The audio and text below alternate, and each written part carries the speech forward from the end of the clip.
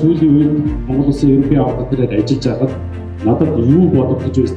Одоо банк бодогдож итгэл үнэмшил болдгоо гэхээр зэрэг ерөөсөө төсвийн гүйцэтгэл гэдэг юм уу зорьсон хөтөлбөрийнхөө гүйцэтгэлийг бүрэн хэрэгжүүлэх манай улс одоо тухайлбал төрийн хяналтын тогтолцоо хангалтгүй байна.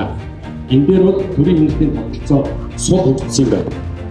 Хяналт сул байгаа учраас хяналт ухаалаг биш байгаа учраас ерөөсөө энэ гүйцэтгэлийн үйл ажиллагааг сайжруулахад хэм өгөх тал дээр дутуу нөлөөлж байна гэдэг ийм ойлголттой болсон.